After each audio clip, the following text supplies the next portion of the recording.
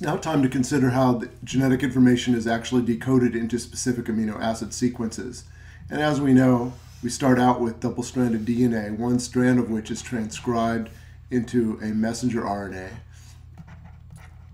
And of course, in eukaryotes, that messenger RNA arises after considerable processing and then is transported outside of the nucleus to the cytoplasm where translation will take place. And then the triplet genetic code of the messenger RNA, which is a reflection of the triplet genetic code present in the DNA, one strand of the DNA. That triplet code is decoded into proteins. So this is translated now into proteins. And those proteins adopt some type of three-dimensional conformation based on their amino acid sequence, which dictates their chemistry. So let's consider the process of translation now and talk about the three major players that are involved in translation. Of course, we must have the messenger RNA, which is carrying the code for the amino acid sequence of a protein. And then we must have the ribosome, which is the protein manufacturing organelle of the cell. And that ribosome consists of both ribosomal RNA components as well as protein components. And we'll look at those in good detail in a few minutes. And then within the ribosome, the adapter between, in a way, the ribosome and the mRNA is the tRNA, transfer RNA. And the transfer RNA serves as an adapter then between the mRNA and the amino acids, which will be inserted into the protein chain, as we will see. So let's take a look at transfer RNA and ribosomes and the reading of the messenger RNA into proteins now. So let's talk about the tRNA and ribosomes. It is the transfer RNA molecules that carry the amino acids to the ribosome for incorporation into a growing peptide chain, a growing protein. But in order for tRNAs to carry those amino acids in, they must be charged. They must be bind a particular amino acid, and the proteins, the enzymes that are responsible for coupling a given transfer RNA to a given amino acid are the tRNA synthetases, or their full name, amino acyl tRNA synthetases, so called because amino acids are linked to the transfer RNA through an acyl bond. So amino acyl tRNA means a tRNA that has an amino acid bound to it. And the enzymes, again, responsible for catalyzing the attachment of amino acids to transfer RNA are the amino acyl tRNA synthetases, or tRNA synthetases for short. Excuse me. And those synthetases add amino acids to the 3' end of the transfer RNA. And we'll look at transfer RNA structure in a moment. Now another part, as well as the 3' end acceptor stem of a transfer RNA, there is an anticodon loop of the transfer RNA. And that contains 3 nucleotides that are complementary to a particular mRNA codon. Every transfer RNA carries an anticodon that will recognize 3 nucleotides in a mRNA codon, and thereby serve as the adapter that links a 3 codon code for an amino acid to that amino acid by virtue of being brought in by a transfer RNA. And we'll go into this in a little more detail. So here is the secondary structure model of a transfer RNA. There's a 3' acceptor end, and there are these stems which are formed by hydrogen bonding of nitrogenous bases in the same RNA molecule, and the loops that are projected out that are not part of these stems. So we have stem loop structure, and one of these loops is called the anticodon loop, and it is that loop that contains the 3 nucleotides with nitrogenous bases that will hydrogen bond with a particular sequence of mRNA nitrogenous bases found in 3 nucleotides, found in a codon, in other words. So this is our 2D cloverleaf secondary structure model. This is a 3-dimensional folding of the backbone of the transfer RNA, and it adopts a classic L shape, as we can see, with the hydrogen bonded base pairs of the stems found in the interior part of double helical stretches of RNA. And here is the anticodon loop in that model. And here's a three-dimensional space-filled model where the atoms are indicated according to their van der Waals distances. And then an icon of a transfer RNA in which the anticodon end is indicated by these schematic nitrogenous bases that are capable of hydrogen bonding to messenger RNA nitrogenous bases found in a codon. And the acceptor end is indicated as this point here, the 3' end, that will accept amino acids. So it is to this end that amino acids will be bound through the action of the tRNA synthetases. So let's consider the tRNA synthetase charging reaction at present. So each amino acyl tRNA synthetase, each enzyme, recognizes only one amino acid. So you would have, for example, a leucine tRNA synthetase or a phenylalanine TNR synthetase. So they only each enzyme only recognizes one amino acid, but it can recognize several transfer RNAs, and you have to remember that the genetic code is degenerate in that there can be multiple codons for a single amino acid. And so you can have, in fact, a single you can have several transfer RNAs that are responsible for binding to the various codons that specify amino acid. And those will all carry the same amino acid, those tRNAs. So each enzyme that charges or binds an amino acid to a transfer RNA, again, is specific for one amino acid, but can attach that amino acid to several transfer RNAs that bear different anticodons that all recognize codons for that particular amino acid. So the charged tRNA, then, we refer to the reaction as a charging reaction when the amino acid is bound to the transfer RNA. We have added an amino acid using ATP hydrolysis energy to join an amino acid to the transfer RNA. And there doesn't need to be an input of additional energy for peptide bond formation once the transfer RNA is fully charged. And it is not the job of the ribosome, where the actual reading of messenger RNA into protein will take place. It's not the job of the ribosome to check amino acids that are attached to transfer RNAs. That has to be done by the tRNA synthetases. So these enzymes play a very important role decoding the genetic information, because it is the tRNA synthetases that are responsible for assigning an amino acid to its correct transfer RNA bearing the appropriate anticodon, as we shall see. So let's look at this charging reaction that takes place at the hands of tRNA synthetases in a schematic form first. So here is our synthetase shown in green, and there is a site there are binding sites that engage the transfer RNA. As we will see, there is a very important site near the 3' end and also a site near the anticodon loop.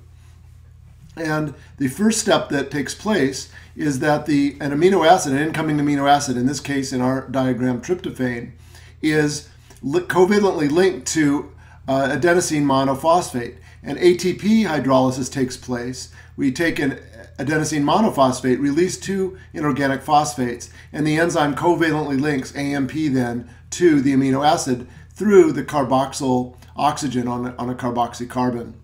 So here we have the amino acid schematically shown as follows, where this would be an alpha carbon attached to an R group, of course. And then that is covalently attached to adenosine monophosphate. Next, the synthetase must recognize the appropriate transfer RNA that is appropriate for this particular amino acid, in this case tryptophan, based on its anticodon.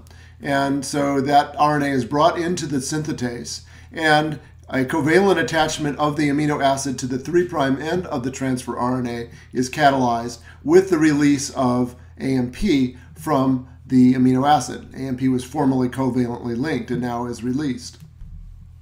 And at that point then, we have a charged transfer RNA. We refer to a transfer RNA that has an amino acid linked to it covalently through an acyl linkage. So we have an amino acyl transfer RNA that is a charged transfer RNA that is ready to be released by the synthetase and can travel to the ribosome, where it can donate its amino acid to a growing protein chain. And then the synthetase, of course, is ready to catalyze another round of tRNA charging. So what I'd like to do now is pause parenthetically and go into some of the structure of transfer RNA in a little more detail, and also look at synthetases, as well as looking at the placement of transfer RNAs in the ribosome. So we'll consider ribosome structure as well, and we'll go there for the next little while. Before delving into the peptide bond formation reaction itself and the movement of ribosomes along a messenger RNA that is being read into protein, let's consider the structure of transfer RNA, here shown in three-dimensional structure, its classic L-shaped form, and talk about a little bit about the charging of transfer RNAs by tRNA synthetases, and also the positioning of transfer RNAs in the ribosome. So the classical secondary structure diagram of RNA is shown to our right here, and we can see that it has a 3' acceptor end, and there are several loops that project from associated stems. So we have the acceptor stem with the 3' hydroxyl group to which amino acids will be attached, the T loop, a variable loop, an anticodon stem, and an anticodon loop that projects from that anticodon stem, as well as a D loop and a D stem, from which the D loop projects. And if we look at the tertiary structure of the transfer RNA, we can see that we can color these loops to correspond with this diagram. And we have the 3' attachment end here then, and the anticodon loop projecting from an anticodon stem with the variable loop, D loop, and T loops indicated. And the stems are stabilized by hydrogen bonds, as indicated by wireframe models of those nucleotides and with their hydrogen bonded nitrogenous bases in the interior part of double helical RNA. And then we have residue shown in the T loop, that is nucleotides in the T loop, D loop, and anticodon loop shown, as well as we show the 3' hydroxyl attachment end.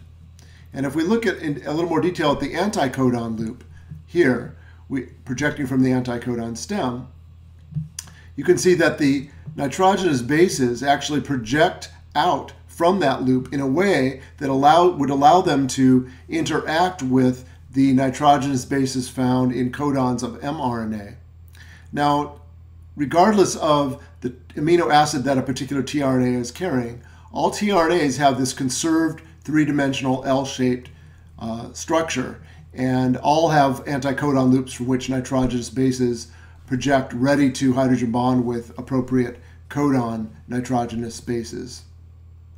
So if we look at the positioning of transfer RNAs in the ribosome, let's look at this is a bacterial, an Archaebacterium ribosome that we're looking at. And we have the large subunit shown in blue, RNA in wire, and protein shown in spacefill. The small subunit also shown. Again, the RNAs of the small subunit are in wire, and the proteins are in spacefill. And then you can see that embedded deeply in the ribosome are 3 transfer RNAs. And in fact, there are 3 transfer RNA binding sites within the ribosome. So if we look at the 3' end, the acceptor ends of all the transfer RNAs that are bound in the ribosome, we find that they are embedded in the large subunit here. Whereas the anticodon loops are embedded in the small subunit of the ribosome. And it is here that recognition of RNA, messenger RNA, will take place of course, at the anticodons in the small subunit of the ribosome. So if we look at the 3 binding sites for transfer RNAs, we see that we have an A site, in which an A site transfer RNA is bound, shown in cyan, a P site, which is shown in light blue, the transfer RNA bound in that site, shown in light blue, and an E site shown in beige by the beige transfer RNA.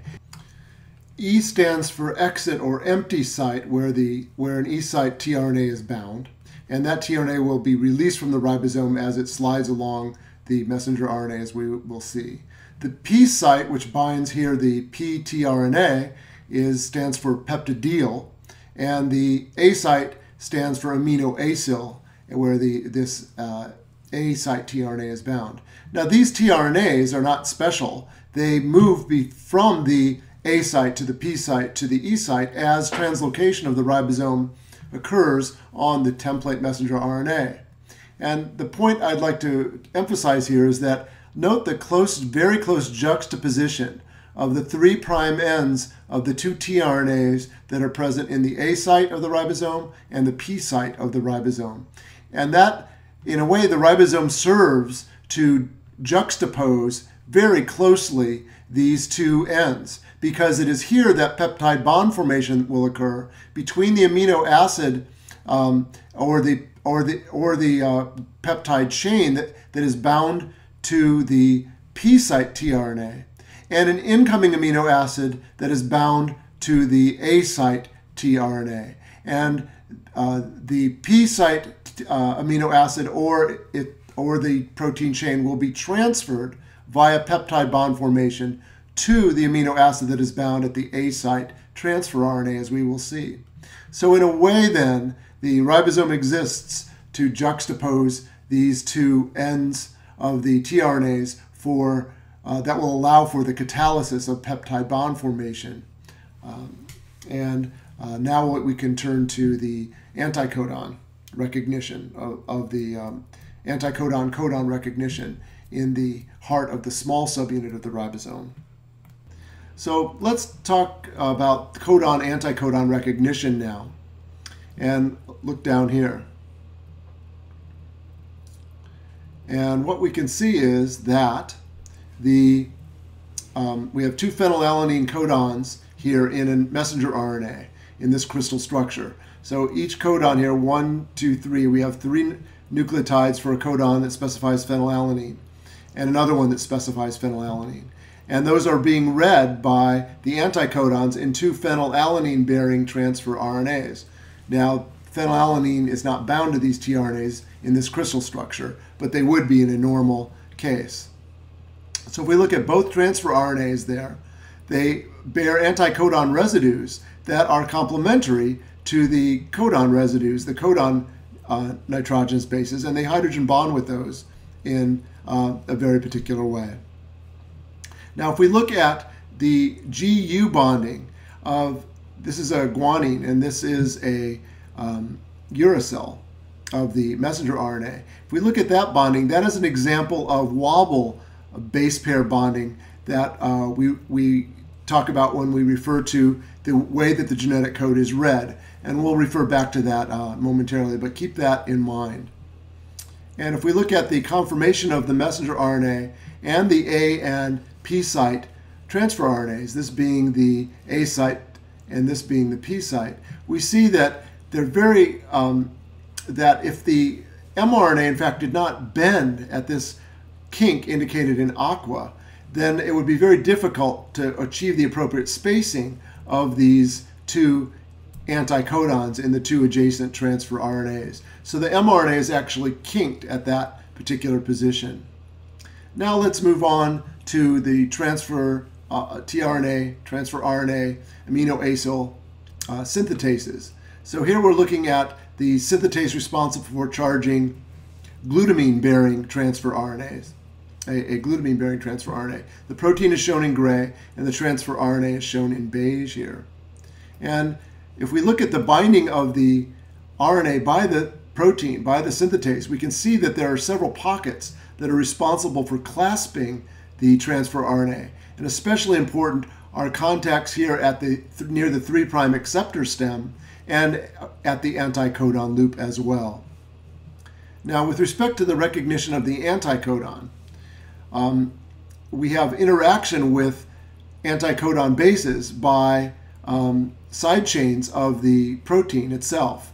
So the protein is actually recognizing the anticodon, which it must do if it is to charge that transfer RNA with the appropriate amino acid that will be read by this anticodon appropriately when it recognizes the appropriate codon of a messenger RNA.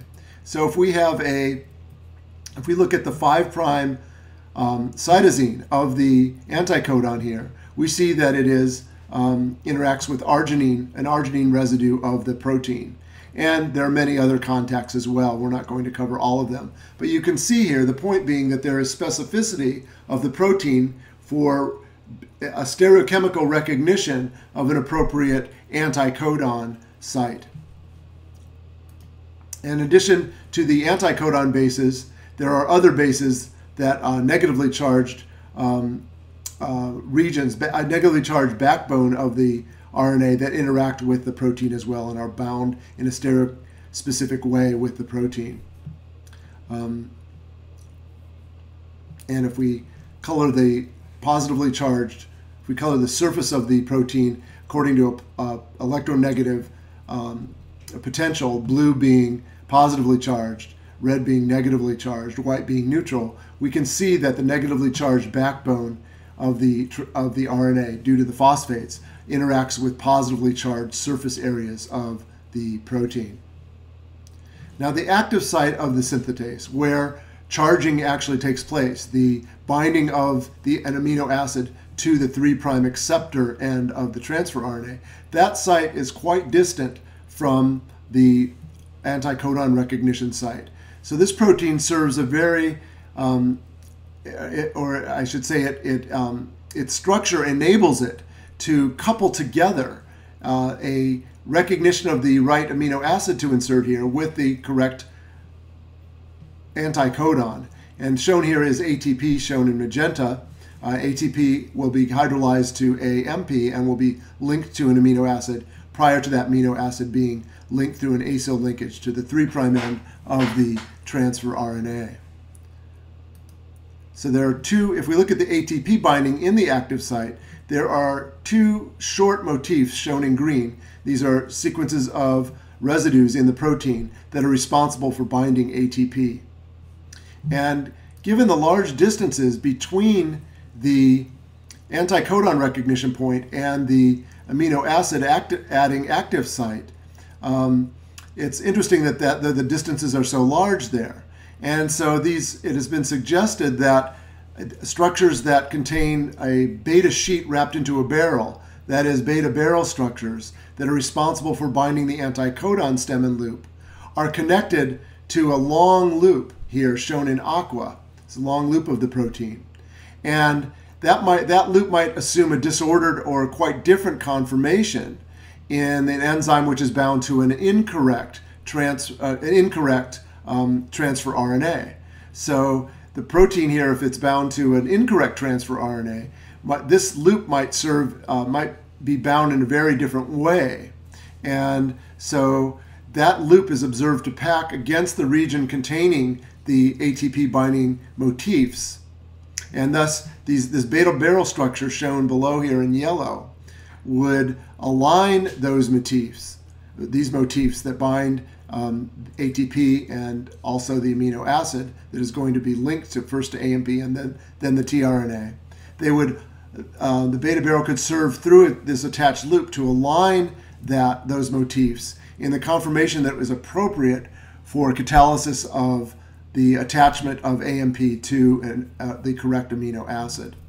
And thereby, this structure, in fact, the structure of this protein, of the synthetase, might allow for the coupling of correct anticodon binding with the correct amino acid in linking to the 3' end of a transfer RNA. So tRNA synthetases are very important, and the charging reaction of tRNAs is actually the point at which the proofreading, if you will, of amino acid attachment takes place. So with that, we'll move on to further considerations of translation, including ribosome movement and peptide bond formation in the ribosome. And that's where we'll pick up with in the next part of this lecture.